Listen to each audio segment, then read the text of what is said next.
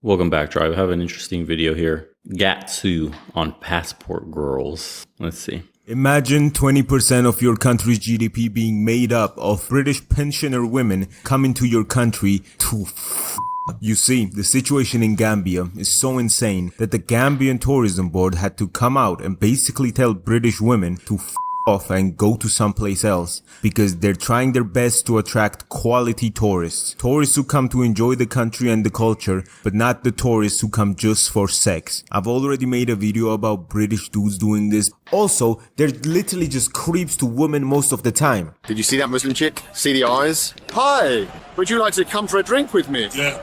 You know, Too. sometimes... Where's the hotties? Everyone likes the lovely girl. He's doing it now. Yeah. Behind you. Mate, Oh, what are you? Daughter what to you. are you doing, mate? You're a girl. Come and talk to us. Let's talk. We can talk Oh, about you know, you're just a nasty little... But turns out, something about British people makes them despise each other and not date each other, which is why What did that say? Native Britons, swarthy and hobbit-like. They are the aboriginal inhabitants of Britain. They're the middling intelligence and naturally subservient of their betters. Celto-Germanics. Man, look at the pictures they got here. Descendants from various pre-Norman invaders. They are British and stupid and have yet to master even English language. They tend to be unruly, antisocial, but easy to manipulate. And then you have your French/Normans. A small minority almost identical to the average Frenchman. They have ruled England since the 11th century and preserved their existence by creating the British class system. They include the nobility and every Briton who ever achieved anything of note. Oh my God. British people makes them despise each other and not date each other, which is why they go to poor countries as quote-unquote tourists. Like, yeah bro, I'm sure you went to fucking Belarus because you were interested in the culture. I'm sure you went to this fucking village Shitovska, Belarus to just experience the authentic Belarusian culture. So, because I already smacked the booty of one side, now it's time for the pensioner women. So the situation I need to watch that other one is too. just horrible and disgusting in my opinion. Where fucking Susan, who's 60, goes to Gambia to just pay people like 500 quid to get some BBC. And the locals there basically have no other choice but to comply. Of course there are Gambian men who don't do this, but living in Gambia is fucking hard, bro. And these 60-year-old Anglos take advantage of this in every way. Oh Susan, I just found this place in Africa where the average person makes $300 a year. We should go there and do you know what. I told you guys women are going to be the ones that are going to do this predator traveling for sex stuff far more than men. There's always going to be men that do this. There's always been men that have done this. But because of the way the dating dynamics, where I told you guys that women can't go to foreign countries at 60 years old and start a new life, start a family. It's just weird. In every part of the world, the age gap difference relationships exist. Most older men have women younger than them by a factor of like 5 years, 10 years, 15 years. It's completely normal. But Karen, 60, 50, doesn't matter. 45, doesn't matter, dude. The moment she's older than the guy, it's just a joke relationship. It's like a cougar having her temporary fun. But that guy is not going to settle down and make a wife out of that woman and have an entire family unless he's just looking for papers, which again, most women love to point this out. When men go overseas, she's just after your papers. She's only marrying you for your papers. Yes, that could be true for quite a few of the men that go over there and they're disgusting, like the earlier guy he was showing. Probably is going to get used for papers. But every single woman, 99.99% of the women that go overseas for boy toys are getting used for money and paper. It's extremely exploitative to pay someone like double their yearly salary for them to be your boy toys. And you know this shit wouldn't happen if Gambia was a place where you could earn a decent living. Get these motherfuckers on an American minimum wage and they'd be slapping the fish and chips out of these grannies as soon as they offer them their bullshit. Why Gambia? Out of all the places in the world, I'll let Low Tier God, an expert on this subject, explain this. Low Tier God, an expert on BBCology. Because when the Europeans came on the ships and seen African asses bouncing and titties jiggling like National Geographic. tall statures, thick thighs, they was blown away. Never seen bodies like that until they landed in Africa. Never seen big ass, juicy titties with a nice big ass black brown cheeks bouncing as they run across the golden field of wheat. Never seen that shit before. Absolute Documentaries made an amazing documentary about this, and I'll be using some clips from their documentary as well. It will be linked in the description. The dude doing the documentary had been to Gambia 15 years ago, before this one, and he describes his experience. There were sort of older white women around. They were incredibly, they were grabby. Like, I got grabbed and pulled onto someone's lap once. She had a hand up my t-shirt. She was all giggling and laughing with her friends. She sort of stopped a bit when she heard my accent. Yes, indeedy. The double standards. Women are far more predatory than men. I noticed this. Again, I've mentioned this a bunch of times when I was just in college. In America, forget in a place like this where nobody's looking. Her reputation isn't about to get destroyed. She faces no consequences. I could not tell you the amount of times I had my dick grabbed, the amount of times women have touched me inappropriately in general, said things inappropriately, done all that stuff just because they're women. Nothing happens. They get to stay in the club or the bar. The moment you even say one inappropriate thing to a girl as a patron, the bouncers will kick you out. I could only imagine. I feel so bad for these dudes. The way they act up, if you've been to Vegas and have seen bachelorette parties and older women tying the knot and going there for fun, and the way they behave compared to the boys, wow, dude.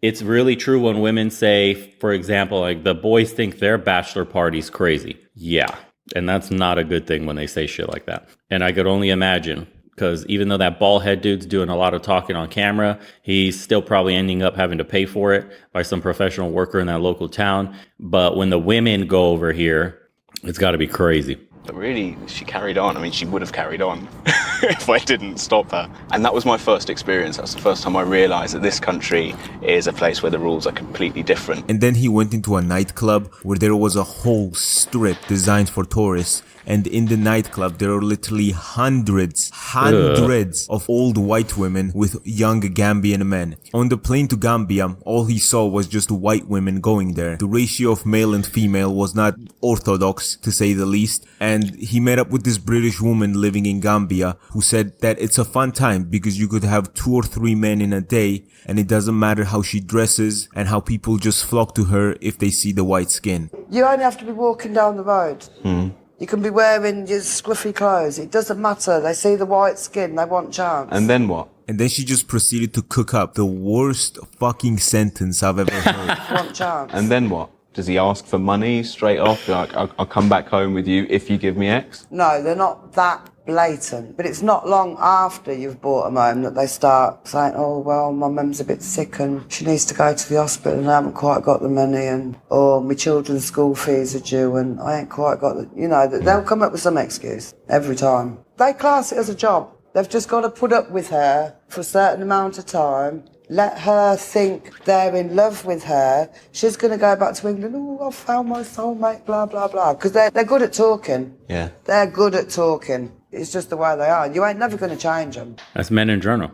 And that's the game. You see the difference? They go in there to fall in love. They think they got a new boy toy boyfriend. And then they're getting played and used. The excuse could be for my mom. It could be whatever excuse. The dude just wants to get paid. Again, the fundamental principle here is these guys will never settle down with an old hag. And this is what these women don't understand. They legit think they're traveling for a second chance at love. And they're in for a world of hurt. Fundamentally, you're too old to provide most of these men with kids and be submissive to them because, again, income disparity. Like a man going overseas, he has the money. He gets a woman that's younger. They can have a traditional family. She's taken care of. He's mature. He's experienced. He's a real man. He knows what he wants. All the things women say they look for in men, the foreign girl usually gets. Aside from the bad apples, we know that they're there. But no woman has a chance to go overseas and make that dream for herself because of all these realities in dating. It's the mentality that they've got. It's just the way they are. You ain't never gonna change them. It's the mentality. Oh yeah, bro, a whole country's men just decided to be boy toys only because they wanted to, and it's just their mentality. Moved into a rich first world country. You think they're gonna be doing the same thing? Fuck no. These people are desperate for money, and she's just like, oh, it's the mentality. Why are these people like this? Oh yeah, mate, they do that because it's the mentality and not because they live in a place like this. Can you not find a woman in Gambia? There are a lot of Gambian women who love me, but I don't want to marry to a black. I'm a poor guy, you understand? I am a poor guy. I don't want to marry to a poor guy. In the next level, I cannot take care of her. So the money comes from European Yeah, women? from European women and old ladies. Obviously, they really help black peoples, you know. It's an appreciation that we appreciate it a lot. A lot. It helps us a lot. Do you want to marry her? You know, if I have a wife whom you know that she appreciate me and love me, I would marry the guy. Obviously, from my heart. I will not even wait till tomorrow. If it's today, we make it tonight.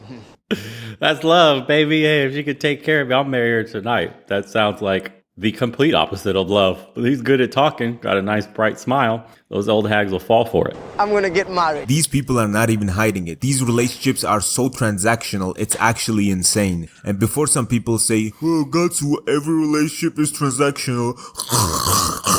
Please, bro, please, stop the cap. Relationships are only transactional if you make them out to be. People love each other for who they are and do not trade them for other, for example, more beautiful or more successful people. It's the same thing as seeing a handsome dude with an average looking girl and being like, oh, why is he with her? He could do so much better. Maybe he just loves her, bro.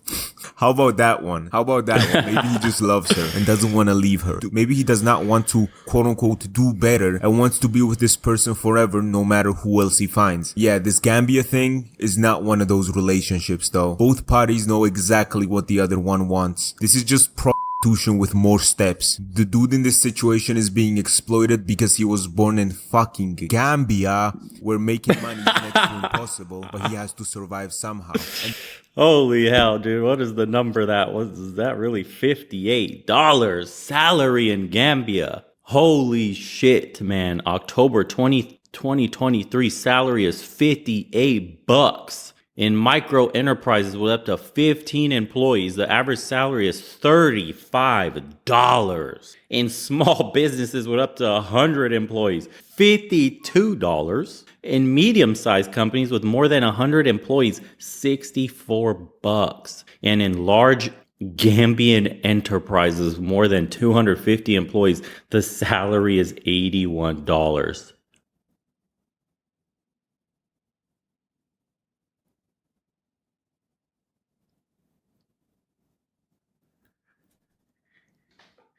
Holy crap, dude.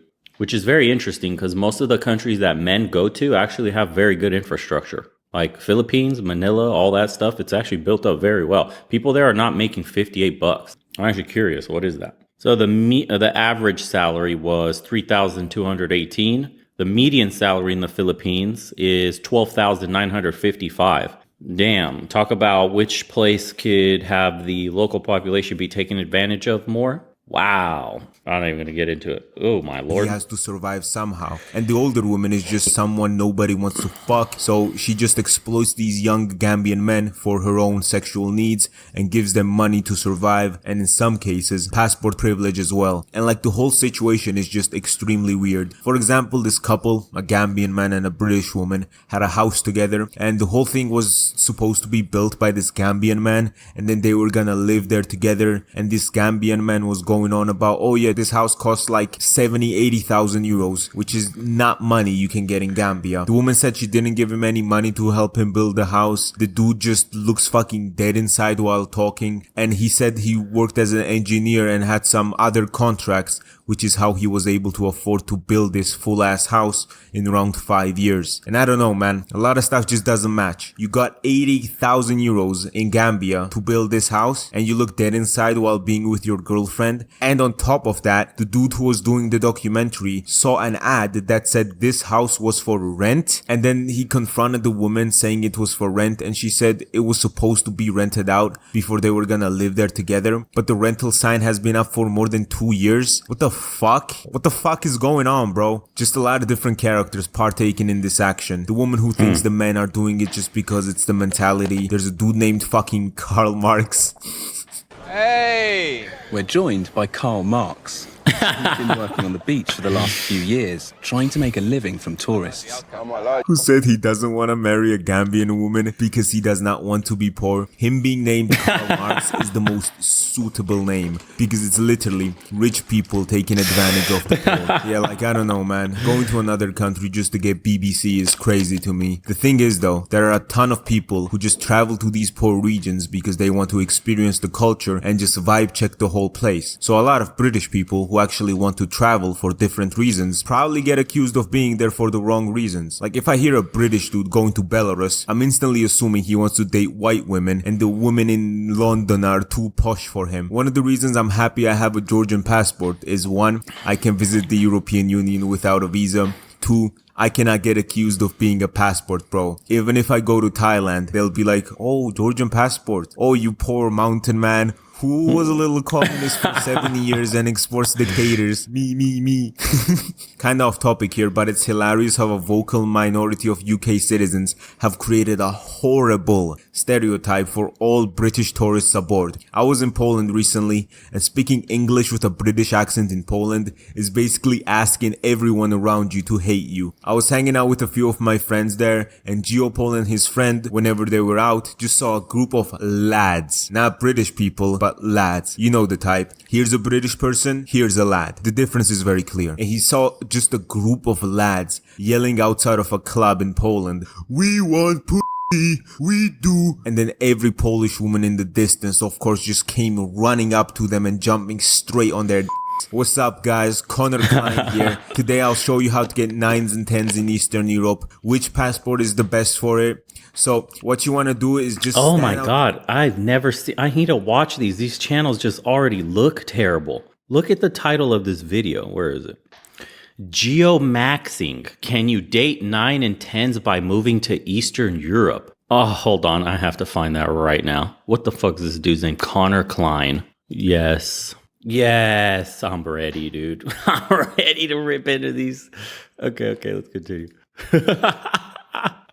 Oh my Eastern god. Europe, which passport is the best for it? So what you want to do is just stand outside a club in Gdansk and yell that you want When they sense your Anglo accent, they'll instantly come up running to you and demanding your Thank you guys for watching. Remember to buy my $5,000 course on picking up Eastern European women. Why Sigma males are more attractive than alpha males. God, dude. Oh my.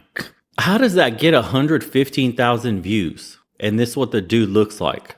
I know there's some lens distortion there, but come on, bro. Shave that off because it ain't connecting. Oh my God. Oh man. We live in a crazy time. Nothing you see on the internet is real. I'm becoming more and more, nothing you see anywhere in this world is real anymore. I had this thought today, man, when I was walking to get coffee, like everything has become corporatized and the last frontier was the internet. What I mean by that is around the 70s, music became corporate. 70s, 80s. That's the last time you can find genuine artists with genuine talent writing their own songs from the heart. After that, it became another commodity that corporations could leverage for profit. Why do you say that? Well, just look how cookie cutter all music is today. When it's rap, you can tell already what the song's going to be like just on the first couple of seconds. They all sound the same. Country music all sounds the same. It's all talking about the same stuff. Everything like pop. Pop is a perfect example of the commodification of art, talent, music. You see this in an extreme form over in Asia with K-pop bands where people are literally groomed into these groups and literally do as they're told, sleep as they're told, eat as they're told what to say, everything. Their entire lives are micromanaged, controlled just to sell a product, which is that image that was crafted of them. Movies, same thing. You notice a massive decline in movies. All movies that you see today are essentially an amalgamation of some piece of shit superhero movie that's absolutely garbage. The good guy wins in the end, so you already know what happens before the movie begins. There's no twists. There's nothing interesting. It's made for the retarded mind of a average Western man in his 30s that never grew up and can't use his brain to critically think. Those people that go and watch Marvel movies, that's like the main audience right there. Those guys are sitting there and going, wow, this is a great movie. The effects are amazing. Wow, I like Spider-Man. Doesn't watch anything good like No Country for Old Men, Taxi Driver, One Who Flew Over the Cuckoo's Nest, The Green Mile. I mean, you can go on and on. These are all good movies with good plots. No, we've reduced everything down to selling fucking Marvel shirts, Marvel mugs, whatever other Marvel gear. And then you have the, oh my God, so annoying product placements. It's so cringe to see a scene in a movie and they're trying to build tension and then all of a sudden zoomed in on the Coca-Cola that the guy drinks up, and he's ready to go on his mission to pew pew aliens. It's like a giant fucking propaganda fest of moronic shit that the man-child of today is being targeted by. Instead of improving their lives, instead of reading books, instead of learning things with their hands, they go willingly into movie theaters to be propagandized by horseshit material that doesn't help them. It's the consumer economy that we live in. And now again, one of the last frontiers was video games. Video games have now started going woke. I mean, Call of Duty literally has an AI that watches what you say in voice chats now. So those legendary Call of Duty lobbies, no more. You say a certain word and you get booted. Do you see all the rainbow flag insertion in some of the games today? You can't even enjoy video games as a man today. That turned to shit. It's been co-opted by giant corporations who are looking to just make a pretty penny, so they reuse the games over and over and over again, release broken products or betas that aren't ready for release, half-baked games. People complain, can't log in to play on day one, the servers are crashing, there's fucking critical bugs that make the game crash, everything's a piece of shit experience, nothing works like it's supposed to until it gets patched a whole year later and people have moved on to play something else. And it's like a perpetual cycle of this shit where they're just siphoning money and time out of you and giving you worse and worse products and literally propagandizing you in the meantime while you consume. So everywhere we look at in the culture today, whether it's movies, whether it's music, whether it's video games, whether it's fucking anime, I don't care what you look at, man. You have to go back to when that genre began before it got corporatized to find real, genuine, good art in said medium. I'm telling you, I completely turn off the TV. I don't watch TV. Haven't watched it for years. But if I turn it on and I'm on Netflix or whatever, it has to be an older movie, like way older. Songs in my phone now are gradually becoming older and older and older. I'm going way back into like the 60s and the 70s. Because all the new music today, I haven't even heard some of the new shit today, but I've heard of a song called Hood Rats by Sexy Red. Just know the black community is getting targeted because that song is a perfect amalgamation of stereotypes, low self-esteem, and purporting an image to young black women, or I should say young black girls, that's going to have a enormous negative impact on their lives going forward. It sucks, dude, to watch it from the outside in. And you only notice this if you really look, because the most disingenuous part of all this is that it's targeting young people and they can't see it because they don't know anything different. The world that they're born into, this is the normal. This is what's in, but they're good at crafting, social engineering. They've gotten really good at that. So the young people now, the final frontier was the internet. And when I say by the internet, I'm talking like YouTube, like podcasts, like creators, independent. Once they started taking corporate money, corporate sponsorships, corporate anything, you notice that people are making videos just to make videos, making videos just to put the ad read in there and get paid, talking certain talking points because the algorithm will push them further. So the financial incentive starts to craft the narrative around the content they make. And you're seeing industry plants now starting up podcasts, starting up channels like this, driving men in a certain direction. And I have no doubt that if the red pill didn't implode or continues growing in some manner and keeps going more and more mainstream, it will get co-opted by industry, turned over for profit, and its original message completely destroyed. Just like every other thing. Hey everyone, if you have a minute, please head over to legionofmen.store and grab yourself some cool merch as well. We have a bunch of limited edition designs, brand new stuff on the way, and all the proceeds go to supporting the channel. We don't want to be sponsored by corporations where we have to submit videos for review, have our speech impeded, or push any products that we don't use. So thank you so much to everybody that goes into the shop. Again, it's legionofmen.store. I'll put it up here for you guys. First time customers get a 10% off, and we have a bunch of great designs by artists from the community that watch the channel and support. They get proceeds as well, a percentage of everything that gets sold. So community funded through and through. Again, appreciate you guys. Let's continue. Stay tuned. Welcome to the Anthony Spade channel.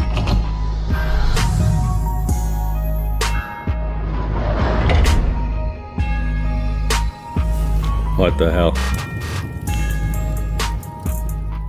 I feel like I'm hating on the UK too much and annihilating my second biggest viewer demographic, but it's not only British people. For example, this here is Irish. And whatever, it just extends to anyone who knows they can abuse their privilege. And going to a country and meeting someone there and dating them is completely different from just going to Gambia to get BBC and just taking advantage of the poor people there. Plus, you have to realize, Gambia was the center of the slave trade. So seeing all this, even with its colonial past, is just fucking weird and honestly creepy too. To be honest, the only way to fix countries like this so the locals don't have to do this bullshit is to invest in their country. So the money comes from actual organizations and not just horny grandmas. Because yeah, 20% of the GDP being made up of this is just crazy. One good way to build the country up is by investing money, money, racks, moolah in the country and building schools so people have greater access to education. The investing money part will create a lot of jobs in factories and offices and whatnot,